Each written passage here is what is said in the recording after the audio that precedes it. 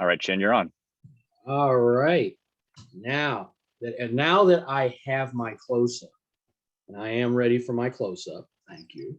We're going to be talking about Map Your Neighborhood today. Map Your Neighborhood is a program that started in the Pacific Northwest, just outside of Seattle, about maybe 10 or maybe a few more years longer than that. Oh, hey, Beatrice. Hey, Sorry, Chin, we're gonna quick interruption here. Beatrice, welcome. So folks, we are gonna be turning on the Spanish interpretation in a moment here. Beatrice, do you want to explain how it works in Spanish? And then I'll kick you over and then I'll say it in English. Beatrice, if you want to explain how the Spanish side of it works, then I'll move you over to the interpreter spot whenever you're ready. I hope she can hear us. Yeah, I'm not sure. Beatrice, can you hear us? Looks like she's trying to get, well, we can hear her, apparently. Beatrice, can you hear us? Oh, there you are. Can you hear us? Let us know if you can hear us. Beatrice. Can you hear us? Beatrice, can you hear us? Uh-oh, no, she can't hear us. Beatrice. I cannot hear you. You can't hear us? I cannot. Okay. Okay, now I can hear you. Now you can hear us. All okay, right. Great. Awesome. We are going to start, Beatrice. We're going to explain how the interpretation works. What we can do is if you want to start explaining in Spanish, and then I'll move you to the Spanish channel. Yeah? Perfect. Okay, go for it. Para aquellos que quieren escuchar la reunión en español, debajo de la pantalla verán el icono del mundo. Cuando le hacen clic, hay dos opciones, inglés o español. Para aquellos que quieren escuchar la reunión en español, le hacen clic en español. De esta manera podrán escuchar la reunión en español en simultáneo. Gracias. Beatriz, I'm going to move you over, all right?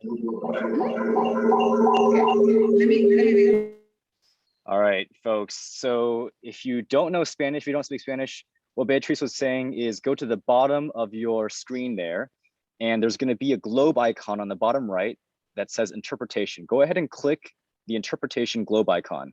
And if you're speaking English today, go ahead and select English. That way you won't be getting any crosstalk from the Spanish channel. You'll be hearing just English. And if you hablas español, click Spanish. And we'll get started. All right, Chin, sir, back to you. All right. Well, it's like now we're getting kicked off. And welcome to everyone who's here today. And we're glad you had a chance to join us on this Sunday afternoon, which is fabulous outside. We're going to get through this, and then we can probably get back to being outside and enjoying what's left of this day. So thank you for joining us for this very important session on Map Your Neighborhood. This is session 5 of 6, talking about Map Your Neighborhood. And for those of you who know Map Your Neighborhood, or even Los Angeles's version, which is called Ryland, Ready Your Los Angeles Neighborhood, you guys know that this program is what brings it all the way down to the neighborhood level in terms of disaster planning. So let's talk a little bit about the Map Your Neighborhood program, which we're doing today. The reason why we're not doing the Ryland program is because they just reintroduced it with a number of updates and things. We haven't checked it all out yet. Plus, the City of LA's Emergency Management Department, due to cutbacks and different things, they couldn't be here to really go into the weeds of that program with us. So what we decided to do was go for the original, the thing that Ryland is built off. In fact, if you look at all the Ryland documentation and paperwork, it states that it is powered by Map Your Neighborhood. And the Map Your Neighborhood program, just for those of you who don't know, it started a little over 10 years ago in the Pacific Northwest, just outside of Seattle. A woman by the name of Luann K. Johnson created the template for the Map Your Neighborhood program. And what it's designed to do is to bring mapping your neighborhood down to the neighborhood level. This is something that is perfect for our neighborhoods. Now, for those of you who've been with us and have been following the adventures of your West Adams neighborhood team, they have done mapping your neighborhood throughout the area. And we've had various meetings with the neighborhood council, with our members and whatnot, and we've talked about that. But the mapping we've done for the most part is the 10,000-foot view. It's taking a look at just an overall area, looking at the various hazards, vulnerabilities, collapses like the 10 freeway, or hazards like service station properties, which may be abandoned and maybe toxic chemicals. We've tried to map out the various supermarkets, other stores, other resources in your area, and of course make notes the resources we have in the area, including our neighborhood team members. What we want to do today is bring it down to the neighborhood level, where you guys, this is where kind of you guys come into the mix of things, and you start mapping your neighborhoods, and whatever your neighborhood is defined by. I can tell you that the neighborhood I'm sitting in right now, my neighborhood, which I grew up in, is one street. It's one singular street. Actually, it's two streets. I should include 16 as part of it. Two streets, about 150 addresses that I would say. And there's two CERTs over here, myself and Robert Portillo, who manages the 16th Street side. And that's the definition of our neighborhood. For some of you guys, it might be a little bit different. Our folks over in Grayburn, who are a fantastic bunch. I see Deborah Manson down there from Grayburn. They're literally 6 streets and 300 homes. So your neighborhood could be anywhere between one small street and maybe even a much larger area than even what we talked about with Grayburn.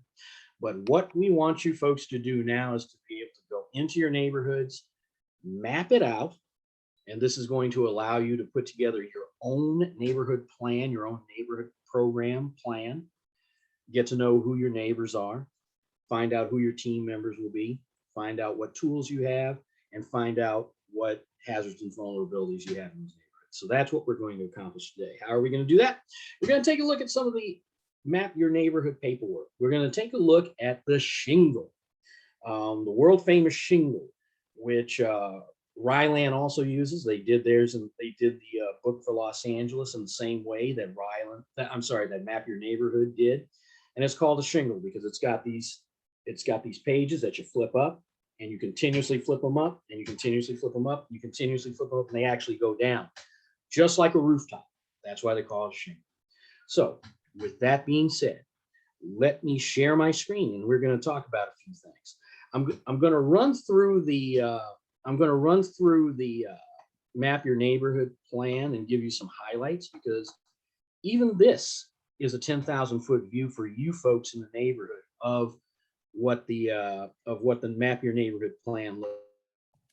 The entire process, when you do it with your neighbors, the entire process actually takes about a couple hours, but we're not going to spend that much time on it. I'm going to give you the highlights, salient points, and we're going to talk about a few things, because I do want to do some Q&A with you folks. So, all right, I'm going to click into the first PDF of the Map Your Neighborhood shingle, and we'll talk about some things. And again, this is designed for you folks to be able to put a plan in your neighborhood. So, any questions, comments, or editorials before I get into it? Because I'm going to ask everybody to kind of hold your questions and your comments until the end, so we can get through this, and then we can have a robust Q&A session. But anything before I get into the weeds of this? Outstanding. Well, we're going to start up at the top. The Map Your Neighborhood concept, and again, just to remind you, what you see here for the most part is what you will see in the Los Angeles Ready Your Neighborhood plan. Same thing, same principles, everything, almost even down to the same wording. So in the Map Your Neighborhood, called MYN, in a disaster, your most immediate source of help are your neighbors living around you. And that is extremely important. That is what the entire neighborhood team program is built on. That is what the CERT program is built on. Again, one of the things that we have gotten into, and it's a very bad habit here in Los Angeles, is that we don't interact with our neighbors. We go in and we shut the doors, and we shut our little fences, and we grow our big hedges. We find very quickly that in a disaster, we need our neighbors. No matter how prepared we are individually, you still need assistance from your neighbors. So this program is a perfect way to start interacting with your neighbors. And really the best neighborhoods where we have seen Ryland or Map Your Neighborhood implemented are those organized neighborhoods. Like, again, I'm going to cite Grayburn down there, who's over in Leimert Park, a highly cohesive neighborhood.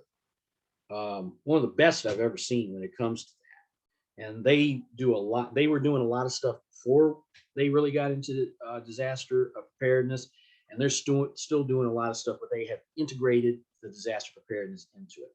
So you're going to need your neighbors for this.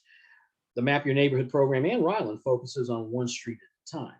If you notice, it says 15 or 20 homes or a defined area that you can canvass within 1 hour. That's what they call the golden hour. The reason why it says 15 or 20 homes is because there's something called span of control. Span of control basically states that it's basically a look at what you or your team can manage. And in this case, it's within 1 hour. And scientific studies have said that a good team can manage canvassing 15 or 20 homes after a disaster. What does that mean for neighborhoods like that have larger areas, like Grayburn, which has about 6 streets and 300 homes? You have to break that plan up into manageable areas, and you have to have point people who manage each of those little blocks right there. So 15 or 20 homes is considered the norm.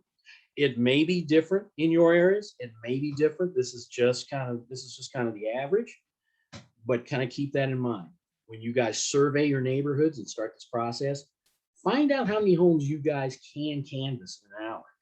A lot of it's going to depend on how many people you have involved in the process. If you have a few people, it's going to take you a little bit longer. Your plan is going to be a little bit smaller. But before we get into it, this plan is designed to be updated. In fact, the plan needs to be updated on a yearly basis. So with Grayburn, again, as my example, they started out with a certain number of people who were involved and a certain number of people who were keys to the whole process. Every year they've done their updates. It's changed a little bit, and they've updated their plan. So keep that in mind. So we're going to continue on down. And you got to remember, in this preparatory stage, preparation is always key. You have to be, and what we always say is that you have to be prepared at home at first. So a lot of other stuff that you have heard in these particular series of sessions, like home preparedness, basic personal preparedness, that kicks in, especially as you put the Map Your Neighborhood or Ryland program into place. Again, nothing can happen in your neighborhood until each and every one of you are personally prepared. Do you have the right amount of water for X amount of days? Do you have sturdy clothes for what you need? Long sleeve clothes, a hard hat, a go bag, all those kind of things. So you kind of have to start it at home before you can start getting out into the community. Think about that. A couple of things that are talked about, and Patrick, I'm going to come back. I'm going to swing you in a little bit later because we talk about the 9 steps, but I'm going to have Patrick talk about the 9 steps. And they ask you to learn the 9 steps to take immediately following a disaster. The 9 steps, which we have integrated into our NTP program, and which Patrick will be talking about in a little while, and the 9 steps which are talked about here in Map Your Neighborhood, and that are also integrated into Ryland, all came from this Map Your Neighborhood process. Other things you'll be doing as part of the program, you'll be identifying the skills and equipment inventory each neighbor has. Now, in terms of the skills and equipment, you're not just talking about stuff that's not alive, like a shovel or hammer or whatever it is. You're also talking about what talents your neighbors have as well. Are your neighbors construction workers? Are your neighbors, dental assistants? Even skills like, does your neighbor play guitar? Why would I say that? Why would we need a guitarist or something like that during a disaster?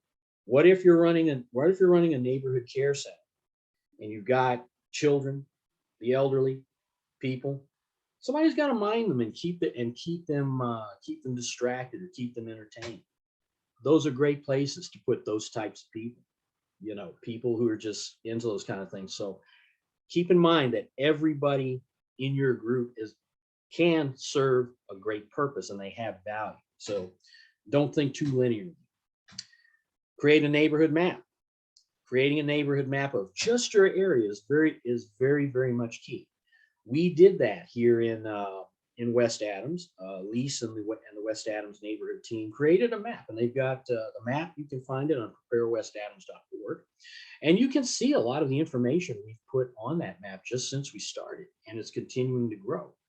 But in your neighborhoods, you need to create your own neighborhood map of just your street, whatever you define as your neighborhood. Create a contact list. And the best neighborhoods that have contact lists are those that are already organized. If you guys have block clubs out there, you all have probably already got that part done. It's always great to update those lists every year. It's great to update those lists every time neighbors come in, et cetera, et cetera. And new neighbors come in and old ones cycle out. Learn how to work together as a team. And this is key. And evaluate your neighborhood after a disaster and take the necessary actions. You guys will be out there and you guys all need each other. Again, in order to work as a team, you have to have more than one person, actually way more than one person, to be safe, to be able to manage things at your staging area, to manage things in the field, etc. So let's keep going. And in this case, in this case, by the way, we're using the original Map Your Neighborhood. To start a neighborhood group in Los Angeles, you can contact the Los Angeles Emergency Management Department to give you some assistance. But again, assistance from the LA EMD at this time is going to be extremely limited due to budget cutbacks and people leaving the department. Remember, the city of Los Angeles took a massive hit during COVID-19, and their staffing is definitely down. We did lose for this South Bureau area. We lost one of our area coordinators, John Brown, who transitioned to another job within the EMD. We do have one left, but again, due to COVID-19 restraints and just simple staffing, it's going to be a little bit harder to get that help. We can help you at the neighborhood team program, work with that, but you guys are going to have to do it the old-fashioned way. Just get out there and just start door knocking, start getting in touch with your neighbors. And don't get worried if you don't get like 50 people in one shot. If you have 3 or 5 or 7 or 10, that's a starting point, and you can build from there. Before you meet, they want you to kind of facilitate, and that's again what I was just saying. Start finding out who's interested and who would come to your meeting. And the way Map Your Neighborhood does it is that you pick one house on the block where everybody can meet and start hashing out the plan. And during your meeting, you have the DVD. And I'm going to tell you something about the DVD. I've seen Map Your Neighborhood's DVD, and I've seen Ryland's DVD. You can use it, but you're not losing much if you don't. It just simply kind of tells you, go from this section to the next section. So that's just my thought. And after your meeting, you can reconnect with your local emergency management department, the LA EMD, and let them know how you've organized. They can continue to give you support on that, and we'll also be there to give you support. So keep an eye on that. The hardest work you guys are going to have is actually getting out there and really facilitating with your fellow neighbors to make this whole thing work. So just keep that in mind. All right, this is kind of the opening. This is kind of like the opening show. This one is kind of where we kind of get into the weeds of things, and we kind of start talking about the innards of Map Your Neighborhood. And this is the discussion guide, which is what you guys would be going through when you break the plan out. And some of the things that you do, and don't look at that neighborhood, Map Your Neighborhood mind. We're not going to be here an hour and a half. I'm going to go through this with you again. I'm going to let a lot of your quick Q&A kind of dictate where we go from here. What we want to do. And this is when you guys are all together, by the way, as a group. You're going to You and your neighbors are going to learn the 9 steps to take immediately following a disaster. Identify the skills and equipment that each neighbor has that are useful and effective in timely disaster response, and create a map of your neighborhood. There you go. Patrick, we've mentioned the 9 steps a couple of times. I think it might be good to kind of come in on that, because you're going to see the map. You're going to see the 9 steps mentioned again, and I don't want to get too deep into it without telling you what the 9 steps are. Patrick. Let me see if I can share my screen. Hold on. And if you need for me to come down, I'll come out of it if it doesn't allow you. Okay. All right. So this is the 9 steps based on the original Map Your Neighborhood 9 steps. And what it is, it's really 9 easy steps to perform right after a moderate earthquake. We say moderate earthquake because we don't know how bad things will be if we get a 9.0 or a 10.0, which is not even possible off the San Andreas. But a moderate earthquake, say a Northridge size earthquake, not every building, in fact, most buildings will survive without collapsing. If you have buildings collapsing around you, everything is dramatically different. But for the most part, we expect most buildings will survive the San Andreas big one. So we call that a moderate earthquake. Step 1, this should be given, it's in all of our documentation. We say it over and over again. Take care of yourself and your loved ones first. If you are worried about your family, then you're not going to be a good first responder. If you have people who are injured, if you have family members who need help, take care of them before you worry about anyone else. And of course, take care of yourself first. If you're injured and you don't take the proper care and you make that injury worse, you're going to be out of commission. So take care of yourself first, then take care of your loved ones. Then protect your hands and feet.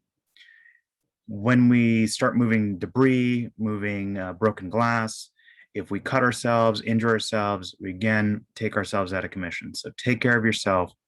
Make sure you have gloves on, good sturdy leather gloves. The synthetic gloves tend to cut easily, and also they melt. So this is why we recommend leather gloves. The cheap ones that you get at Home Depot that don't fit anyone perfectly well, those are actually pretty heat resistant. So you can actually, take a hot light bulb out of its while it's on, and it won't burn through the glove. If you get a synthetic glove, it might actually melt the glove. So just be careful about what you're getting. Protect your head.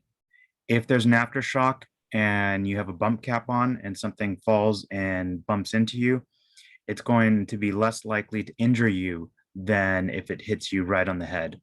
And even if it is something like a brick that falls on top of you, the point of the bump cap is for it to bounce off and slide off of you instead of hitting you and actually causing injury. We added this step in step 2. Turn on your FRS radio to the predetermined monitoring channel for your neighborhood. Not every neighborhood has a predetermined channel yet, but as we start setting up these neighborhood teams, we'll start allocating the channels and making sure you have a primary and secondary channel. Turn that on, start listening. You don't have to report anything yet, but you know there was an earthquake, so you want to see how bad it is. Turn the radio on as soon as you can, start listening. And Patrick, I'm going to break in there and mention that for West Adams, and Lisa, you can correct me, but I think I am right. Your current primary FRS channel is channel 3 at this time.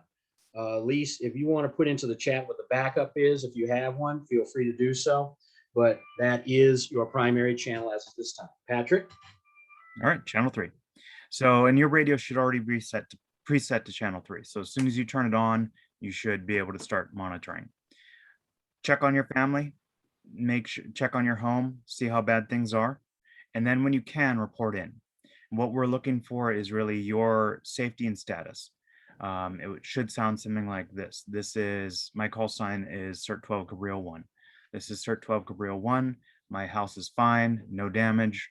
My family members are safe, no injuries. If everyone starts reporting that same thing, you know this was not a major incident. If you start hearing There were injuries, there was broken windows, the foundation shifted, there's an X crack. Now you start knowing that this was a major incident and you get an idea of where you need to go with this.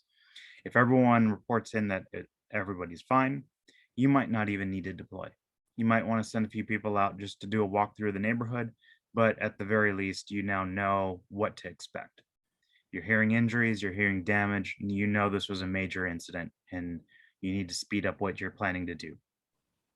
Step 3, inspect your home for inspect your natural gas valve. If you see, smell, or hear natural gas leaking, turn off your natural gas. If you don't turn off your natural gas. The reason is that if you turn off the natural gas, technically you're supposed to have the gas company turn it back on for you. You're not supposed to turn it back on yourself. And if everyone in the city has turned off their natural gas, you're not getting it turned on anytime soon, because the gas company is not coming anytime soon. So only turn it off if you see it, hear it, or smell it. And natural gas has an odorant, so you'll smell it if you smell a leak. If it's hissing, because there's a pinhole leak, you'll hear it. And natural gas kind of makes a wavy line if it's floating in the air. So if you're seeing like mirage type wavy lines in front of you, then you possibly have a leak, and that's when you should turn it off the gas. Be careful about walking around with some sort of fire source if you have a natural gas leak. So don't light a match next to your gas main to try and see in the dark how to turn off the gas. Be careful about some flashlights, especially the halogen ones, the old school. Those will ignite a spark when you turn it on and could detonate the gas. They make ones that are called intrinsically safe flashlights. And I don't know for certain, but I have a high level of confidence that the waterproof LED lights, these are sealed to prevent water from getting in. So I assume, I haven't verified, but I don't think these will let natural gas in to, when you turn it on, to set off a spark. But don't take my word for that. Just be careful about what you're doing around that natural gas. Step 4, shut off your water main. The reason for this is you have water inside your building that is clean and drinkable. If you have a water heater, you might have a lot of water. If you have one of the instant water heaters, you only have a little bit of water. There's also water in your pipes. What will happen is the water mains in the street actually run parallel to the sewer lines. And so if there's a break in the street, you'll actually contaminate the water in the mains. And that water will flow into your home and contaminate your water. The other thing is true is if there's a drain and in the main, it will actually drain the water out of your building, out of your water tank, even out of your water heater. So you want to turn off your water main just to preserve what you have in your home and keep that safe. Step 5, and this is critical. Let me see if I can bring it up. We generally supply help okay signs. It says help on one side, okay on the other. And generally, if it's in color, the help sign will be red, the okay sign will be green. The reason why you want to put this up is and make it visible from the street. So when the teams are walking around looking for to see how bad things are, if they see a bunch of okay signs, they know generally people are okay. But if you can't get out of your home for whatever reason and you need help, having that help sign will make you higher up on the priority list for getting someone to check on you and see what's going on. Step 6, put a fire extinguisher on the sidewalk. And the reason for this is if you're not in your home and a team is walking by and notices a fire, say maybe there's a gas leak and something set off the fire, and it's small enough they can take care of, you having fire extinguishers there and your neighbors having fire extinguishers gives that team fire extinguishers to use to put out the fire in your home while you're not there. This is kind of iffy. Depending on your neighborhood, maybe you might not feel safe doing this. You don't want your fire extinguisher walking away, but that's the reason. It's so the teams have the fire extinguishers available to put out small fires while you're not there. After that, you're going to walk directly to and check in at your closest neighborhood gathering site. If you're CERT trained, you're either going to check in at the gathering site first, or if you know this is a major incident, you're going to go to the neighborhood staging area instead of the gathering site. But you probably want to check in at the gathering site first and see how things are going. And then if you step up and you're a CERT member or you're part of the neighborhood team, you might go directly to the neighborhood, especially if you hear it on the radio, go to the neighborhood staging area. As you're walking to those locations, you want to be looking around, get an idea of how bad things are, observe any help signs in the windows. And this is why they need to be visible from the street. If you put your help sign behind something and no one can see it, it does you no good. And then if you see any fires, any smoke, any kind of damage that is obvious, take note of that so that a team can come back and investigate. When you get to the gathering site or the staging area, you're going to start to organize yourselves, form teams. A team is a minimum of 3. Generally, we don't do anything in smaller than a pair. So you're not going to do anything by yourself, but a pair is not a team. So you really want to have more than a couple people on your block trained. And this is where it's important to really get your neighbors involved. You want to have teams of 3, 5, 7, odd numbers. The more people, the better. And they don't necessarily need to have all the training in the world. They just need to be able-bodied and be interested in helping. The people who are not able to walk a mile with a backpack on, those people can stay at the staging area or the gathering site and provide other services. So don't feel like you have to be physically fit and in the best shape to help your neighbors out. There's a lot of different roles out there that are critical to this operation. When you go out, your first damage assessment team out of the staging area is going to be a team of 3, and they're going to be walking predefined damage assessment routes and looking to see how bad things are out there, letting the staging area know that as well. The gathering sites may also send out teams to investigate and kind of look at the reported issues and check on the help signs. When you do this process, you're going to identify weaknesses or challenges in your neighborhood. Could be latchkey kids who live at home, could be elderly who are mobility challenged, people who require oxygen to survive. The people you want to check on that you know are vulnerable and are going to need help. Those are the people you're going to be checking on first. And we're going to be using radios in order to communicate back to the staging area, the gathering site, so that you don't have to send a runner back several blocks to get that information across. Once you get an idea of how bad things are, you're going to send out incident response teams. And these will address the issues as they've been reported in and actually spend time on each incident that's documented and bring it to a close. If someone's injured and needs help, they need to be taken back to the medical tent or wherever you're setting up medical.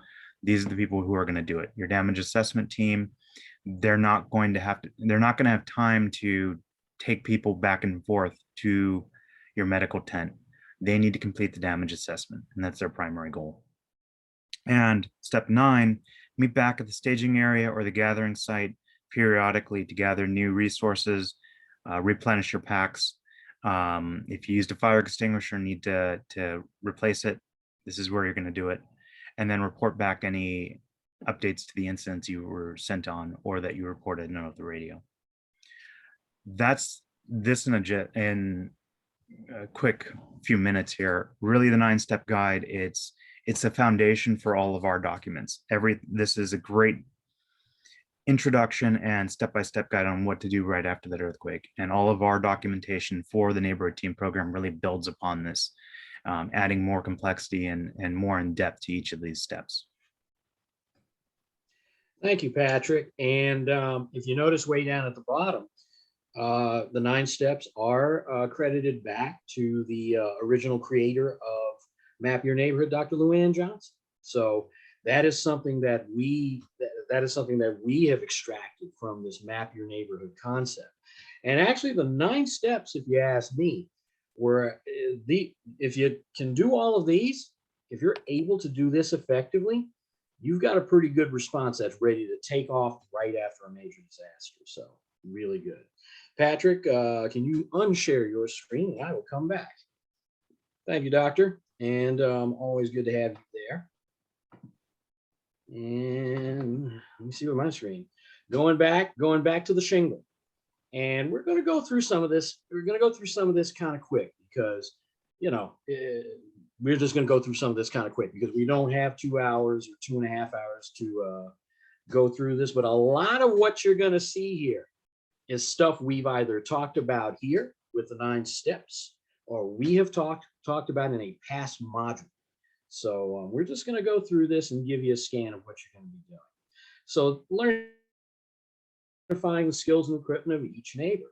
We've talked about that. We'll talk about that a little more in creating a map. You'll notice that those are the main objectives of this particular period. So let's see. So prior to your neighborhood meeting, what you want to do is you want to figure out what your neighborhood boundaries are. As I said at the very top of this discussion, everybody's neighborhood is defined differently. You know, for 1,000 different reasons. Your neighborhood could be defined as, you know, 6 blocks and 300 homes because your neighborhood association covers that. So you have to kind of break that down. Your neighborhood could be defined by just simple physical buildup. I live right next door to a community called Victoria Park. And Victoria Park is one of only 2 areas in the city of Los Angeles that is built on a circular road plan. Interesting stuff. So that neighborhood is defined a little bit different. So so in mapping it, you would have to map it in terms of that circular plan. So look at those things.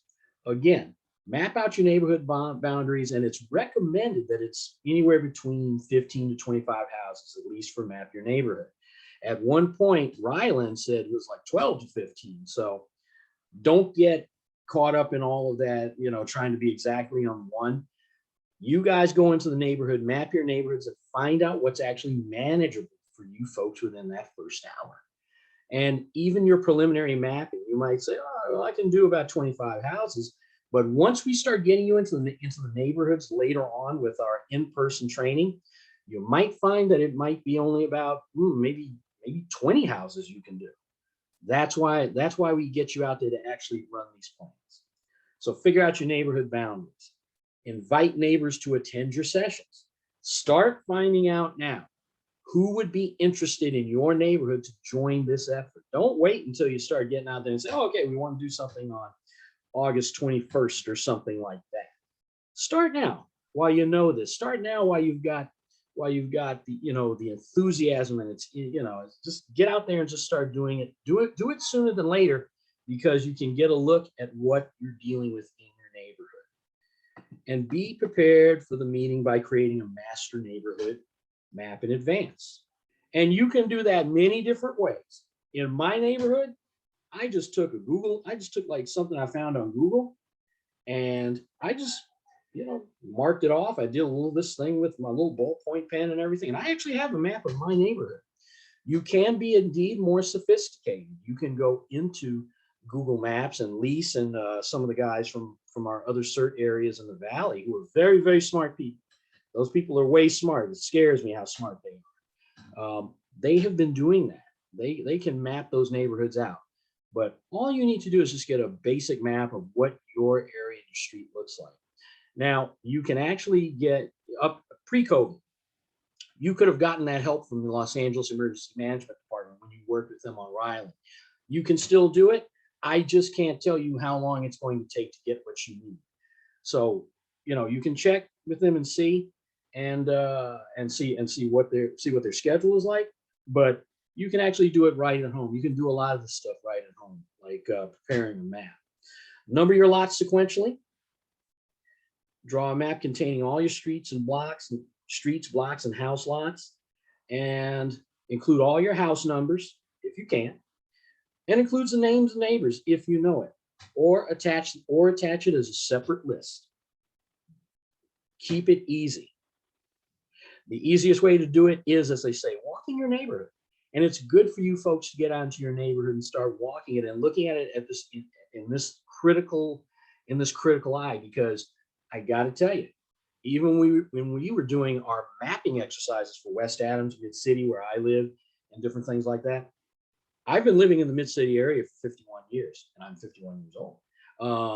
But I saw things that I had not seen in my 51 years here, because I was looking for them. I was looking for sagging power lines. I was looking for, transmitter stations, different things like that. Things that you don't look at, no matter how long you're there. Get out and look for it. And for the meeting, if you have folks over, have the basics: pencils and erasers. Be ready to illustrate some of the things you have in your go bags and stuff, so it gets your neighbors excited. And if you have some of these things like fire extinguishers and hard hats and leather gloves, the more you show your neighbors what you can do, especially if you've done it yourself, which you should have, that gets your neighbors inspired. What is that old saying that says, success has many fathers while failure is an orphan? It's very true. And if your neighbors see that you have done this and you want them to do it as well, and you show them how easy it can be, that's something you should do. And again, if you're trying to figure that out, please ask us too. We're a resource for you. And if you're having problems like, I don't know how to do this or whatever it is, ask. Don't sit there and say, well, I can't do it because I don't know how. You have resources. When you have your meeting, you'll introduce everybody, because not every neighbor knows each other. Talk about the 9 steps, identify the skills and equipment, and talk about creating that map with your people who show up. Talk about your neighborhood boundaries.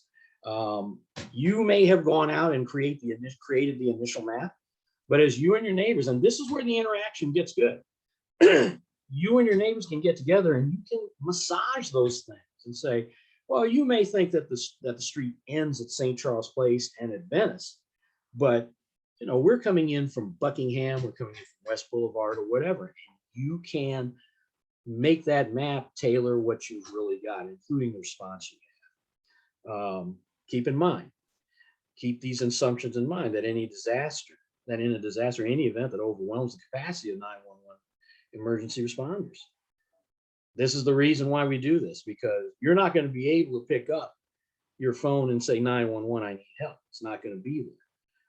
And we know who the 911 people are: police, fire, etc. And add in your DWP and others as well. Let me get this back up here just a bit. If 911 has so many people needing it, they can't get to everyone. That's the easy part.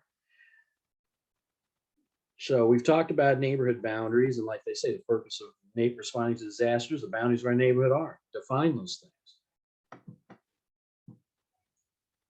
And of course, this is now going back into the most basic things. Again, like Patrick said, you got to start with right in your home. Take care of your home. Take care of yourself. This is where the 9 steps start kicking in. Take care of yourself. And this is an illustration, I should say, of the 9 steps. Shutting off the gas at your own home. Patrick explained the reason why you want to do that. And you only do it if you smell or hear or know that gas is leaking and you are unable to turn it off at other sources. Once you turn it off, it's off. You don't turn it back on. Shut off the water at the house main. The thing I want to tag on to Patrick's point is that you can shut off water anytime you want to, and you can turn it back on. It's not like gas where you have to wait and try to figure it out. If you, even with a small earthquake or something like that, if you have doubts or something's going off in your gut, go on and just turn it off, and then confirm, if you can, with Department of Water and Power if the water system is safe. They will let you know. Small earthquakes, I guess, but one never knows in Los Angeles with the fragility of our water system. But Patrick basically said the reason why you want to do that is because that might be water you need to survive over the next few days, next few hours and days. And post the note OK help sign. We'll show you, there's actually an illustration of that later on in these PowerPoints, and we'll show you what it looks like. For those of you who dropped by the tent yesterday that we had at the corner of Dunsmuir and Adams, we were giving away as part of the outreach materials help OK signs, and a few people got them, and those people are very lucky to get them, because those are very, very valuable in saving time and letting people know you need help. For those of you who attended the light search and rescue portion, when we showed the film, we showed the help OK signs. It was more like a door hanger, but it was the same thing. It was red on one side, meaning I need help, green on the other, meaning just keep on going. We are all good here. And that is very good to have. Place a fire extinguisher on the sidewalk or street edge. I'm with Patrick on that. You may or may not feel comfortable doing that, because a lot of stuff, in LA and every other major city has legs, can take legs and walk off or whatever. But these things are very good to have, because what we saw in the Northridge earthquake, aside from those big old fires you saw blowing up out of the street, you see that a lot of your fires were caused by very small fires that got out of control. And if people had the skills to use those fire extinguishers, then we might have had less loss of homes and property. And by the way, these are the things that have to be discussed. Some of you guys might be saying, well, I've heard this rap about 20 times in each module that we've been through. And the reason why we emphasize this each and every time in every module you go through is because we consistently see people make mistakes like that. They don't prepare, they don't know, what the steps are. We have even seen our own CERT people do that. Our own CERT people, they're not invincible. They still make those mistakes, because outside of a few of us who are very, very active in this stuff, like myself, Patrick, and some others here, other people don't necessarily practice at all, or they do very infrequently and they forget. So we like to lay this out. And for those of you coming out of the neighborhoods who are learning this stuff through NTP, we want to make sure you have that emphasis as well. Check in at the neighborhood gathering site. Most important, that's why you actually have to map your neighborhood, because where is your neighborhood gathering site? You have to ask yourself that. For some of you, it might be in the cul-de-sac of your street, if you have one. Others, it might be in a nearby park, like let's say Vineyard Rec Center, which is one of the great spots over in West Adams. It might be some other place, might be a parking lot. I can guarantee you that your West Adams neighborhood team is looking into that right now, but you folks need to figure out where that's going to be right in your neighborhood. And in addition to that, you have CERT staging sites, or your team staging sites Patrick talked about. And there are some other things that you look at: elder care, child care, pet care, all that kind of stuff. So keep those things in mind. And to help keep chaos at a minimum, you do want to check in at those predetermined places in the neighborhood. It's best if you select a covered location. As Patrick always says that about our staging. We want to do it in some cases out of the view of the public, because the public, no matter how well-meaning, will slow your operations, because people are freaked out. They want to ask questions, all that kind of stuff. And I don't mean to be mean to anybody during a disaster, because we're all going through it together. But in some ways, you got to keep that out so you can get your operations going. And one of the things I will say is, when the LA City Fire Department does its windshield survey, which is them driving through the neighborhood on engines, and you say, hey, can you stop and talk to me? And they keep going. That's the reason why they ignored me or you, is if they stop to talk to everybody who has a question, they will never get it done. In your case, same thing. And a really good question is, where should the neighborhood gathering site be? That's why you predetermine this stuff. Because if you know where you're going to put it, then you can just put it there. You can just put it wherever it is before you have to. If you are trying to figure out where to put your neighborhood gathering sites and staging areas on the morning of the disaster, you're a little late. Don't even worry about it. So make sure you do this. Make sure you predetermine this long before you need to. Identifying neighborhood skills and equipment and useful disaster response. This is really important. This is one thing you guys are going to do when you get together. You're going to identify who's got what. Again, we talk about everything from shovels to pickup trucks, because guess what? Why would you need pickup trucks? You might need to haul lumber. You might need to haul junk in and out. You actually might have to use them to move patients between your neighborhood and the nearest hospital if you have particularly injured people. So identify those things. So the questions you have to ask: who do you have in the group? What are the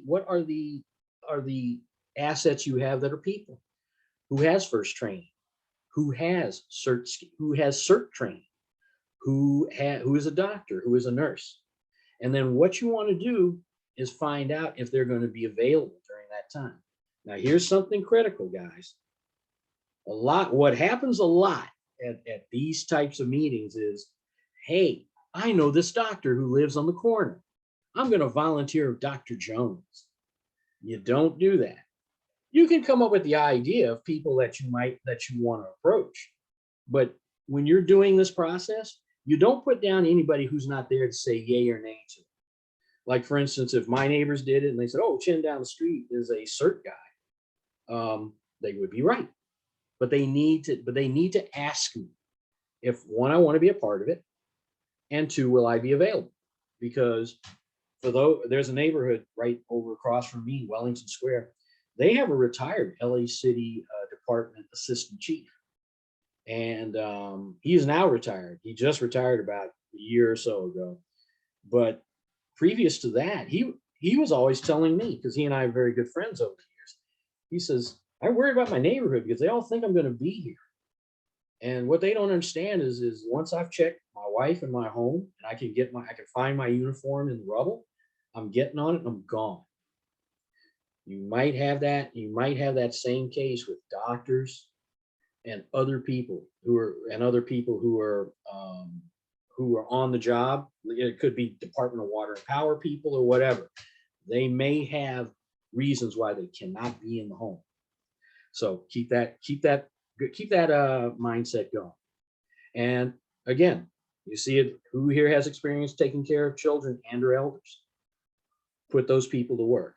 There are a lot more things that you have to consider, but these are kind of the big ones. And your neighborhood map and contact list. Remember, we told you to create the neighborhood map. That's one part.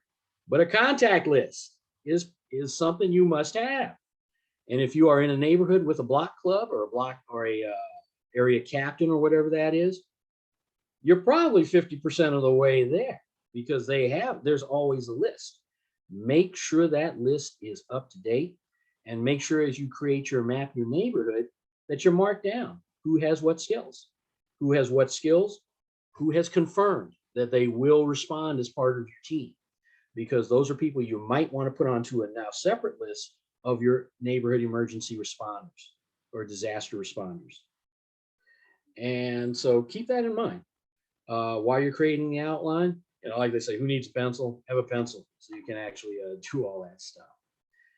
And let's see. The contact list, it is perfect. Keep that contact list and keep it close. The neighborhood disaster team doesn't have to put that list out wide if they don't want to. Some neighborhoods have just kept that with very key people, just to keep the confidence, just to keep the privacy of that, because a lot of our folks worry that information may get shared that they don't necessarily want to get shared, especially as people worry about, well, I don't exactly want everybody to know that I have a generator in the neighborhood. That in and of itself is a different discussion, but I get it. So, consider that. And then review again, as they say, review the 9 steps and learn its final 2 steps. Review steps number 8 and 9 to what you, my head's getting a little weird out here. Need lunch. But review steps 8 and 9 of the 9 steps. And Patrick, if you're sitting over there, what are steps 8 and 9 again? If you could please repeat them.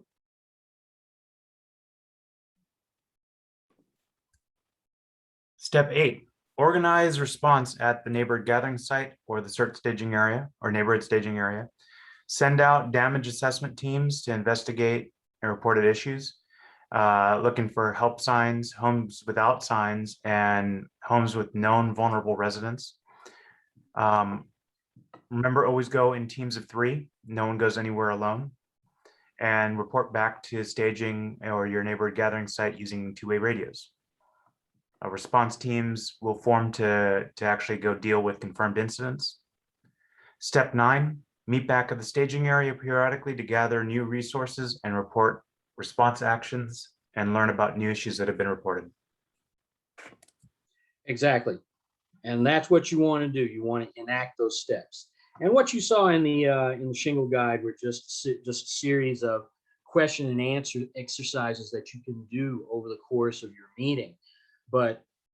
And they covered steps 8 and 9. Those are the most important. Those are the ones where you're actually getting out in the community and you are doing community response. So we want to make sure that when you go out there, because you may or may not have the help of a CERT in your neighborhood, but you need to do this confidently and you need to do this with all of where.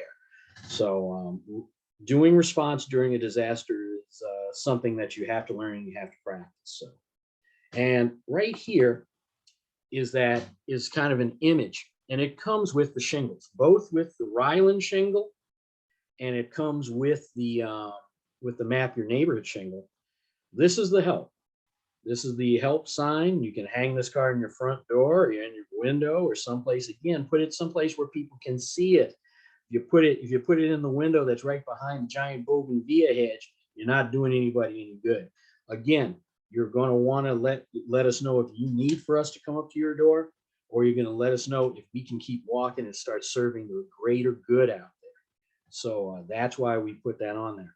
But one thing I always want to say, and this was something that was brought up to me a while back, is that, if you put these little signs up and stuff, and let's say you're not there or whatever it is, don't tell people you're not there. If you're okay, just leave it at okay, because sometimes you get people walking through the neighborhood and say, oh, they're not here. They've written that they've gone to their grandmother's house, or they've gone to, whatever, and they'll invite themselves to rob your house. So just keep it as vague as possible. And obviously, if you say you need help, we know somebody's in there. Also, you want to date and time these so that people know when the sign was put up. If the okay sign was put up 5 days ago, maybe you still want to check in on them. If the help sign was put up 5 days ago, well, that's a different story.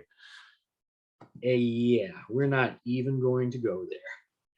So this is actually the whole Map Your Neighborhood process in a nutshell. Again, it's like it would have taken us a good deal of time to actually go through everything, but I think you guys kind of get it. What we'll do is we will go into the weeds of all of this and do the exercises and do all those kinds of things when we get with you guys and start the process of team formation in your neighborhoods. And the one thing I will say that Map Your Neighborhood has done, and also Ryland here in Los Angeles, is because we're aware that neighborhoods are starting to become more dense, especially in our larger cities. There's an emphasis on trying to get people into more clustered communities. We're not going to get into the debates on that, not going down that rabbit hole right now. But as we do that, we have to consider that those buildings, like let's say the Zoe, which has just been built along West Adams Boulevard, and several other developments along main West Adams Boulevards. Those places, though modern, they do need to have planning for disasters. Those buildings may be modern, but they're not earthquake proof. No building is earthquake proof. Buildings, especially those built now, are earthquake resistant. And really everything after 1936 or whenever the Long Beach quake was, the idea was to make them earthquake resistant so you have time to get out of there safely. The idea was not to make it, literally stand against Mother Nature, because there's nothing we can create that does that. With these larger communities like condo communities, apartments and townhouses, these kind of programs like Map Your Neighborhood and Ryland consider them as a community unto themselves, because they're multi-unit. And in each of those multi-unit buildings, you need to have a plan. Now, if you're a fourplex or something like that, 4 or 6, something like that, that's still, you can still do the regular Map Your Neighborhood Ryland plan. That is not a dense community. But once you start getting into multiple units, like 100 units, which they try to build everywhere, or even 54 units, whatever it is, you start finding yourself looking towards a Map Your Neighborhood for virtual neighborhoods, and that comes as Ryland. So there you go. I'm going to stop sharing my screen. I'm going to open up everything for questions. First of all, are there any questions? And as I like to always say, I'm not that good. I've explained everything. Yes, there are questions. Clint, is that Clint wanting to ask a question? That is correct, yes. Clint, go ahead. But back in the old day when we first started this thing here, when we were over at the Holman Church, we came back and we said, no, I did to my community here, and we have a homeowners association, and are going through setting up the meeting areas that we have. Some of our streets, we have over 30 houses on there. So trying to set up a meeting area at the end of one street makes it extremely difficult. So we were looking at either putting 2 on the street or put 1 right in the middle, so to have access to everyone. And we are doing some things now that we have a lady from the city that has been trying to get things organized. But as the youth and the people leave the area, and then we have to train the new folks that come in. And one of the things which I want to find out from you, and also Patrick, is specifically when you say putting out the fire extinguishers in front of the house. I don't know about that to be a good idea. That's what I'm saying, because people would come by and pick it up. But now most everybody have air conditioning. Now, one of the things that we have been sharing is let everybody know where seniors live that may need assistance to get out. That's one of the things which we're trying to do. And the next thing that I want to say, now some of us have these power generators that we can use to generate electricity. That is another item that we do have. But I like those 9 steps. Now, is there some way we can get that in writing? Because I would like to have everybody in our neighborhood to get a copy of that if it's possible. I feel Patrick right now. I'm liking his fingertips. I know he's dropping it into the chat. Oh my God, there it is right there. Yeah, because see what we can do is make sure that our president is aware of this type of thing. Because when she put the newsletter out every 2 months, every 3 months, then people we got to bring people in to make them aware, because most people have become complacent now. Yeah. That's big quick that we have. And so, yes, those are my questions and comments. And Clint, let me just speak real fast on that document. The last question Clint was asking. We have a document package online. If you go to documents.ntp-la.org, and I put it in the chat, there you can find all of our documents. .ntp as in neighborhood team program -LA as in Los Angeles .org. Documents.ntp-la.org. And then you're going to find all of our published documents, including the 9-step guide. I think that's document number 3. Okay. And Clint, I wanted to kind of go after the one about, mapping your neighborhood, trying to figure out how to put gathering areas. Yes. do whatever you think fits your neighborhood. If you have to have two areas and Yes. it makes sense for you, feel free to do that. Work into it a process though, more than likely by radio, especially during a disaster, where those two areas can connect with each other and know what's going on, at least have situational awareness. So that's one thing. Talking about, putting the plan out there and having to re-educate or educate people each time there's turnover in the area, that's going to be a constant. And it's for me, it's always good because your people who've been around a while, if they don't practice it, they're going to start forgetting elements of that. It's good to keep everybody up to date year by year and say, okay, guys, let's review the plan. Send it out on email, have a meeting to discuss it, or whatever it is. We do that with a number of our neighbors, including Grayburn, who is nearby in North Park. Again, one of our best neighborhoods. So we do that. Getting new neighbors into it, that's always a pleasure because a lot of people don't know that they're coming into a neighborhood, one, that has really good things going on, like a good homeowners association. And they start becoming involved with that, not just for the disaster preparedness, for that and everything else. So I know that's a continuing effort, and it's something we all have to do in each of our neighborhoods. Okay. I think I got everything. Was there another question? Clint, about the fire extinguishers? Yes. Like I said, you determine what works for you in our different neighborhoods. Remember, this particular program was developed in the Pacific Northwest, where things may be a little bit more Ozzie and Harriet up there. And you may be able to do that on some rural road or something like there's some tree-lined street. You may not be able to do that in Los Angeles, New York, or Chicago, or Philadelphia, or something like that. Determine what you can do in your neighborhood. If so, and if you want to do it, maybe you can tweak it and say, hey, if you're looking for an extinguisher, maybe it's up on my porch behind the pillar or something like that. Okay. You can do that with your trusted neighborhood members and team members. Right. Okay, I could see that. So I would think, okay, we could use next door neighbors would be good. Absolutely. And that way, it's not advertised throughout the whole area, so that some kid or something will come through and Absolutely. just start picking up fire extinguishers. Yeah.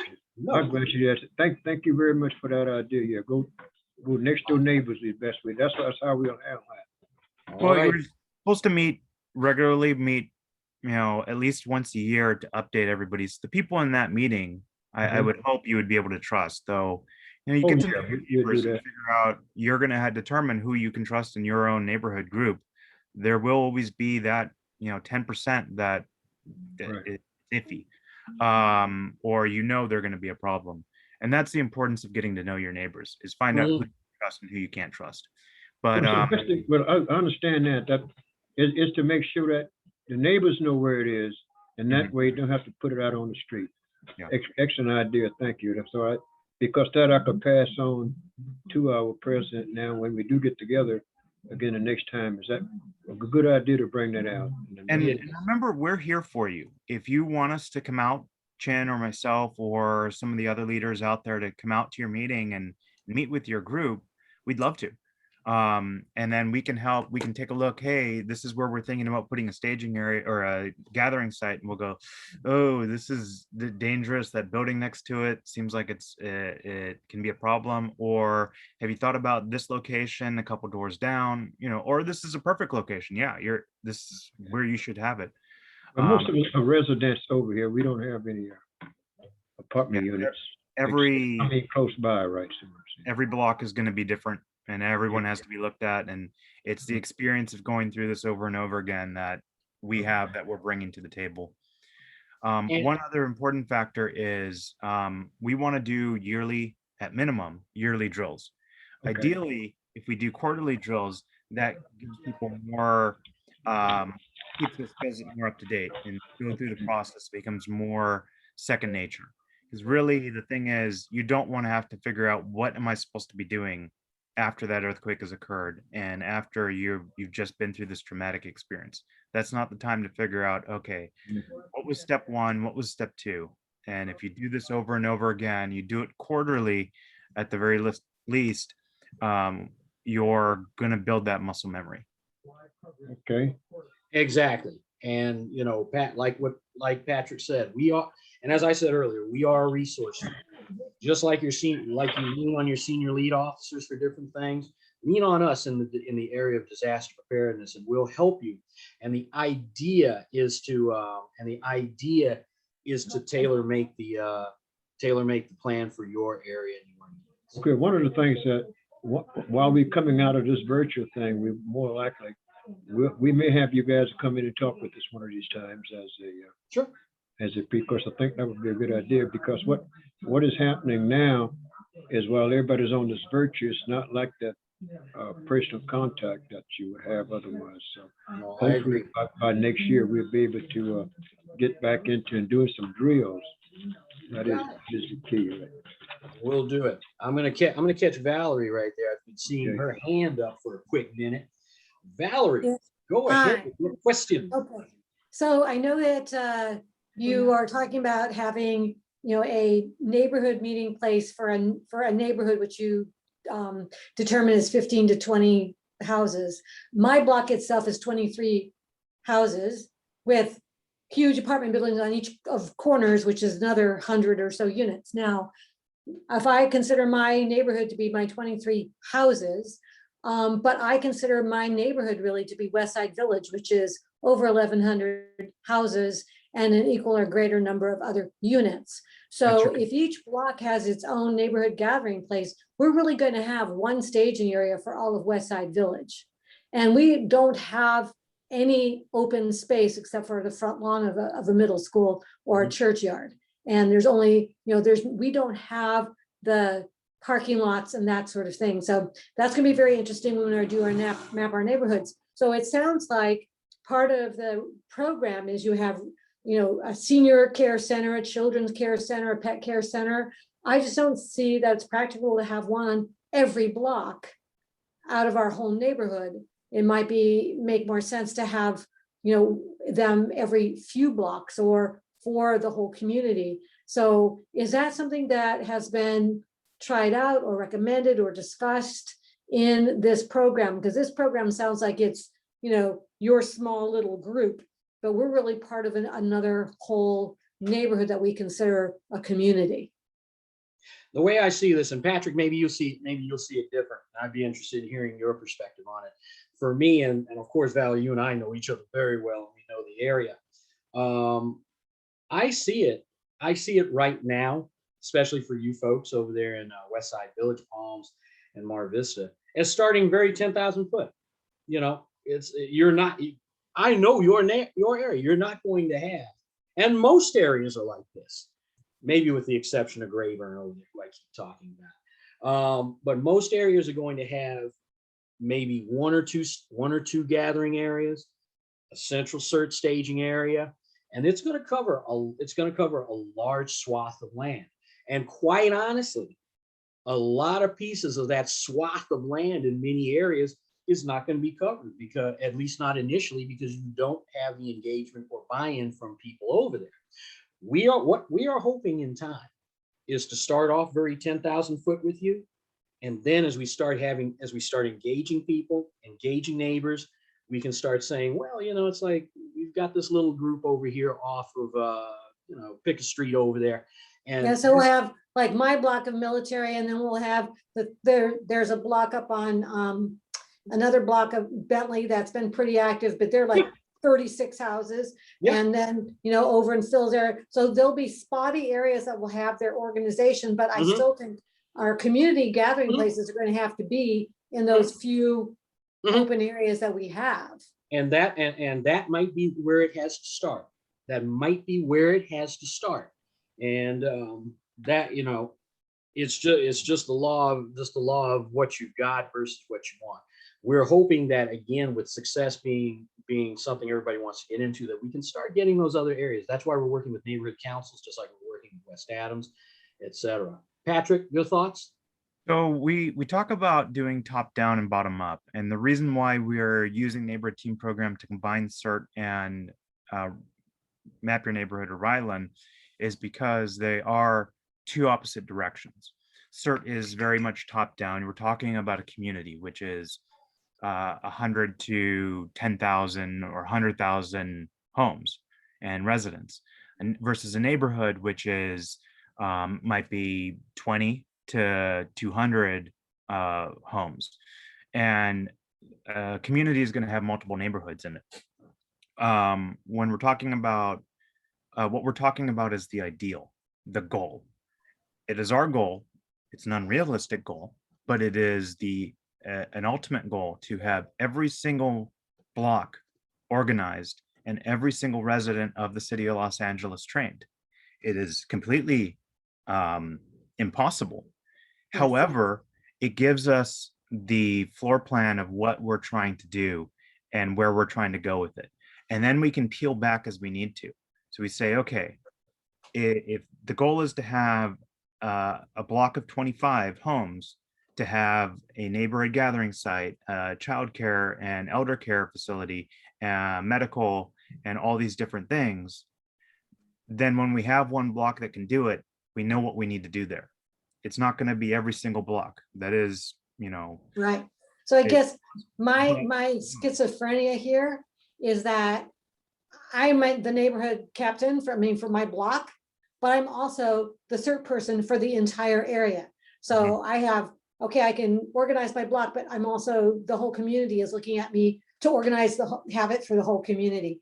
And so that's where I'm feeling the pressure.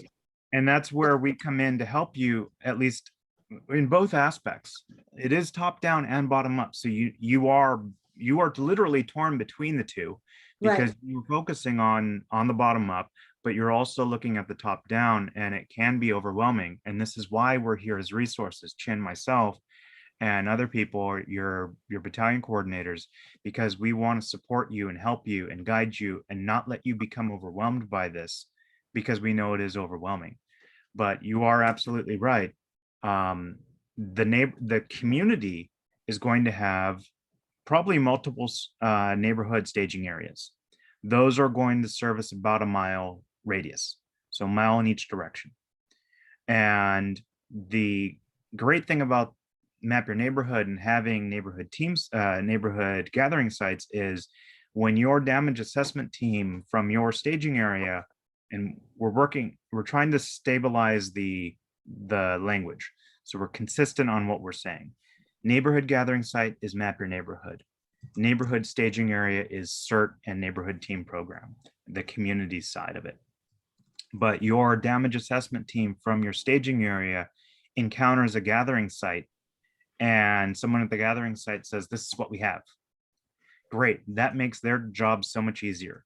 Then they keep going, and they already have a list of resources and list of incidents that they know, hey, staging, we just got a report from the military, that might be the wrong name, but Military Street gathering site, and they've got 3 injuries that they need medical attention for. If you can send a medical response team over, an incident response team, that damage assessment team doesn't need to go investigate those. They can radio it in and again keep moving. So it's really assisting from the bottom up, assisting that top down response. And then higher above CERT is the fire department. We're linked in with them, and we have a team over at the fire department command post receiving radio calls from the staging areas, and they get a call from staging, says at this location, Military and Doheny, we've got we need fire department response. We have a major injuries at this location. Someone's bleeding out. We've stabilized them, but they've lost a lot of blood, and they need transport to the hospital. They need paramedics. At least the fire department's now aware of that, and they can put it into their system and hopefully get a response out there. But that's the end goal. And I want to jump into this, Valerie. And, you've been doing this even longer than I have, in all honesty. As you know, You only manage what you can manage. If you've got, you know, your neighborhoods and everything kind of mapped out, you know, focus on managing that. Everything else is just, you know, hey, if you guys need help, we will try to get word out to somebody, or we will try to release some of our resources to you when we can. And then you go from there. But I, like Patrick said, I also get it when you've got the weight of a whole community on you. But that's why we continuously put the message out there that everybody needs to be prepared for this, because it will come. We all know it will come. And but as far as for those of us who are actually doing it, only manage what you can manage, because if you don't manage what you've got, or if you overstress yourself, then the whole operation falls. And going to a quick question from our man, John Ma. Yeah, you know, it dawns on me, maybe a good object lesson here, Chin, would be to hear how you and Patrick operate in your neighborhoods, because you're wearing the biggest hats of all, right? So what's it going to look like for you two? For me, running South Bureau, I've got the bureau from West LA down to the harbor. It's radio operations for me, which is very much key. Radio operations for me, which is why we practice it so with such great alacrity all of the time. I'm trying to make sure I know who I can hear, and I can always hear. A couple days ago, a great example, we had that very small shaker that ran through the LA area, 3.4. And, you know, most people said, but our guys from Westside Village, not Valerie, well, Valerie later on, but our contacts from Westside Village. Who else was out there? Miracle Mile, Lamert Park. And I don't know if I heard from West Adams. Oh, but I did hear from West Adams on our Zello frequency. We all got in touch with each other, even though it was a very small earthquake, and all we could say is that there's no damage. We did that, and that's what we live for. So I'm listening. I want to hear on this level what's going on in the bureau, because I can then work to try to get that information up to the fire department. Second is for me knowing where my most dependable teams are. Our teams that reported in that day included everybody I mentioned, and those team leaders who were reporting to me were talking to their members who were in the neighborhoods with them on their FRS channels. So that's how I do it. It's our team leaders are picking up everybody in the neighborhood, and they're dealing with the neighborhood situation. When they push it up to me, I understand what's going on in the bureau, and then I can push it up to the LAFD. That's my span. That is my span of control. Patrick, what about you?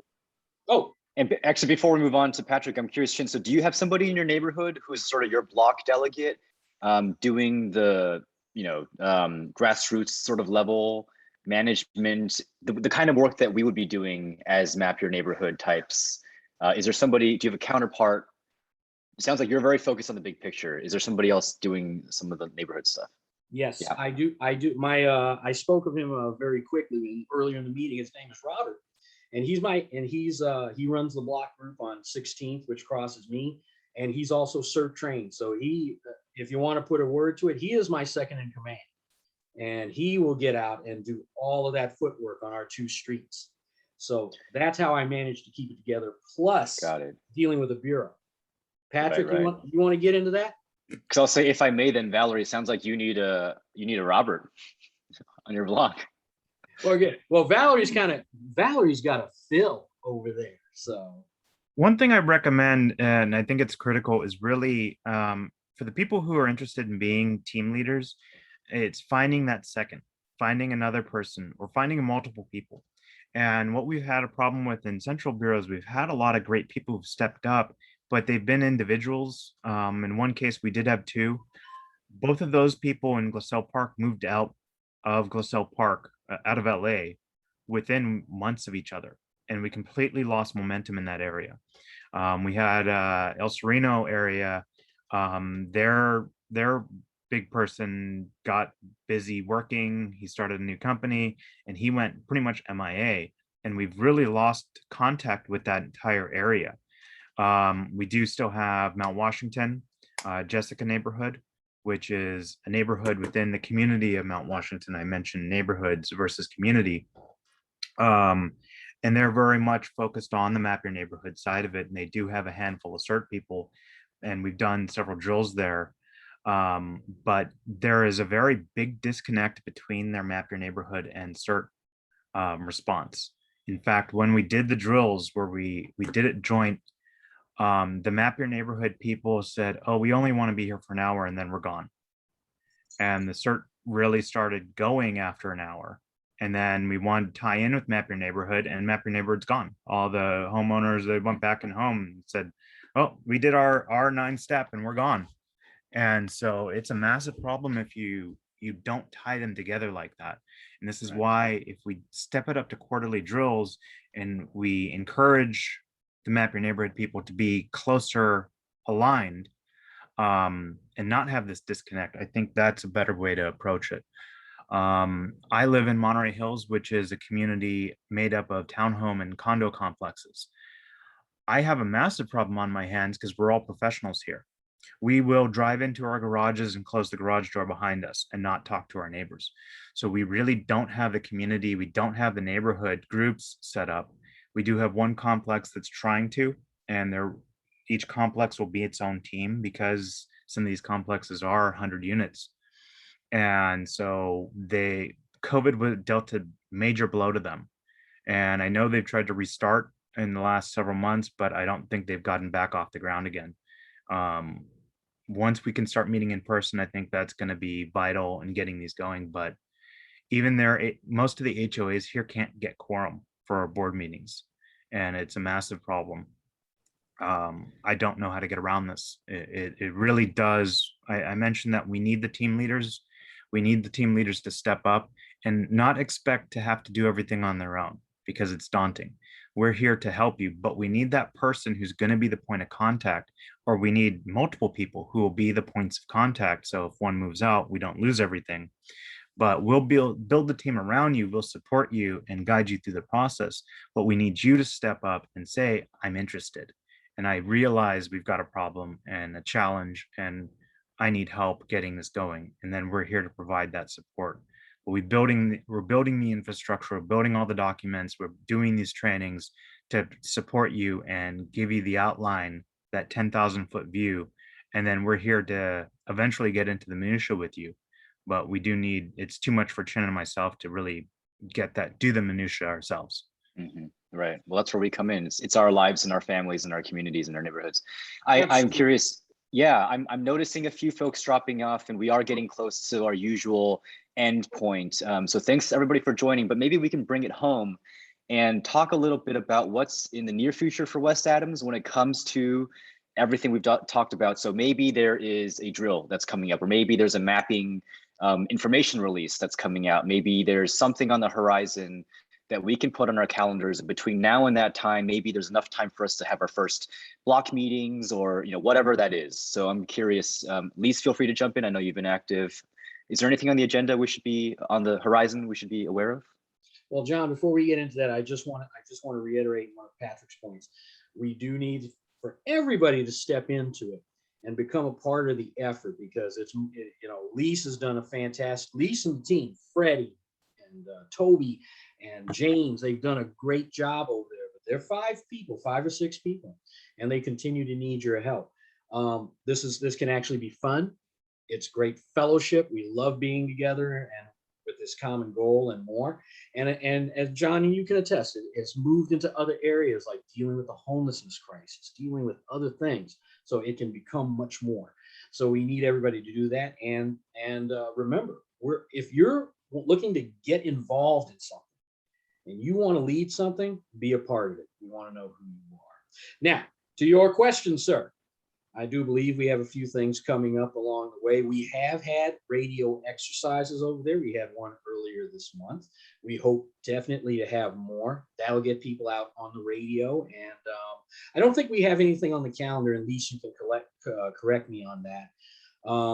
Patrick, we're still thinking about August 21st, which might be a good mention. Our goal is to have a drill right after these sessions conclude. So Next month, July, is going to be the last session.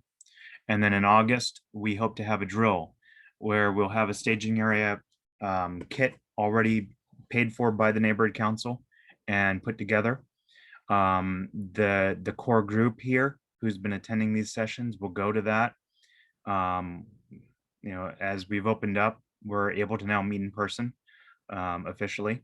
We'll open up the staging kit, see what's inside, learn how to set it up, the step-by-step guide on what you're going to be pulling out in order, and how you're going to sign in, how you're going to turn the radios on, test them, and then we'll have predefined damage assessment routes. And your team, you'll form up 3-person damage assessment teams, take a radio, and walk that route. And make sure you're communicating in, make sure that the communications works, make sure the route is not too arduous, that it is walkable. And this is the foundation for the drills that will follow. Quarterly drills, ideally. So you constantly rehash and remember, and it becomes second nature, and you know the route, and you know that the radios work. Exactly. And we really hope to have a number of people join us, including the Los Angeles Emergency Management Department. Definitely the Los Angeles City Fire Department will join us, the LAPD, and all of the agencies who people we look to in times of emergency. We want to have them out there too. And while one of the things Patrick and I had talked about was also getting our council person out there, Mark Ridley Thomas. And I had that first discussion with him yesterday while he was with us, and he was very positive on it. I'm already starting to work with his deputy who handles his emergency planning and disaster things to get that on the calendar. So what we'd like to do is have as many of our folks from West Adams be aware of this and maybe even join us on that day. So we will work at getting that out. And plus, there will be more. We'll start working with you folks in the process of team formation and just, getting you guys out there, getting you guys a feel of getting you guys a feel of everything that you've heard us talk about, now putting it into practice. But the 21st is one thing I'd recommend we put on the calendar. Awesome. Who was the deputy that you just mentioned? You remember their name? It is not Kamani, but it will be Mary Jones. Okay, great. It will be Mary Jones who handles all of his disaster. And I know her from Grayburn, and we have talked many times. So I am already working with her to make this happen. Cool. Patrick, there's a question about the cost of a staging area kit. $2,600? It's roughly $2,600 to $2,800, depending on the cost of items. Yes. Great. Awesome. Question. Well, folks, are there any other final questions or thoughts? Anything from anybody? We will be sending out a refresher on the radio schedule. Have there been any major changes, Lisa or Patrick, on that? We can talk offline if it's been a lot of things, but pretty sure it's still the same. I'll maybe even drop that in the chat here. Yeah, radio, we have weekly radio check-in every Monday at 7:30 on FRS 3. Awesome. And for those of you who might be wondering what those little FRS radios are, you can find them mostly. They're called bubble pack radios, and you can find them at Big Five and the other electronic TV shops and whatnot. We recommend you get a good set, but if you have any questions, reach out to us and we'll talk to you further on that offline. Yeah, just I quickly. I didn't have a folks question. Glance. Whoops. Sorry. Oh, sorry. I'll just give you a quick glance here at this and we'll jump into your question, Kevin. So this is for folks who are wanting to get their hands on radio practice. It's a link that I just dropped in the chat. And so you can see we have every Monday a weekly check-in on the radios and one on our cell phones, which are sort of a practice version of the radios, and then a monthly scenario-based radio training where I think that's Patrick leading that, where you're actually going in and running scenarios. So feel free to take a look at that sheet. It's in the chat. And Kevin, back to you. Alrighty, thank you. I didn't really have a question. I just want to thank you guys for what you're doing. I am new to the neighborhood. I'm down here in Crenshaw Manor. Been here about a year, coming up on a year, and just slowly learning, slowly getting into CERT and everything that's going on with the preparedness for the disaster. Even bought a radio. So I haven't hooked up. I've been doing the Zillow radio check-ins, but other than that, it's all new to me and coming up to speed. It's fire hose at this point. And Kevin, you and I have spoken before, I know. Yes, yeah, we actually traded emails, I think. Right. Yeah. Well, when you feel like getting that little radio all programmed up in there, let me know. Okay. And we can get you all set and everything like that. But thank you for being here, and thank you for coming out of the Crenshaw Manor area. I know we're doing stuff with you guys right now. Okay, great. Yeah, there's probably folks here that are already advanced, so I'll try to hook up through the community group. But I just wanted to take advantage of NTP and all that you guys are doing. So thank you.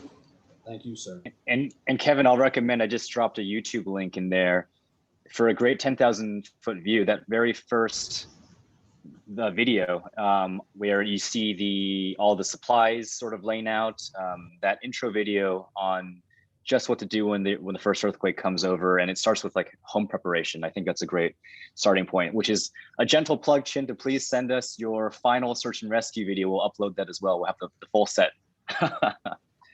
Yeah, I think that's the one I missed. I got to ride my editor on that one. Remind him, it's like, let's get that done. It's like it's a bestseller and people want to see it. Can't wait to see it. Yeah. You got it. All right. Yeah. Well, we're at 3:45. So folks, if nothing else, we'll let you all go back to your Sundays. Anything else? And very quickly before we leave, I want to thank everybody for giving up their weekend afternoons to join us. These are very important sessions, and just by you being here, it shows how much you care about your neighborhood, especially your West Adams neighborhood. And I want to say out loud that West Adams has been one of our best experiences. All of our neighborhoods are great, including West Side Village. But you guys have exploded early. You have an active team over there with Lise, Freddie, Toby, James, Bryant, and you guys are making it happen. So let's continue on. John, let's shuffle on out of here. All right, folks, you heard them. Up and out. See you next time. See y'all.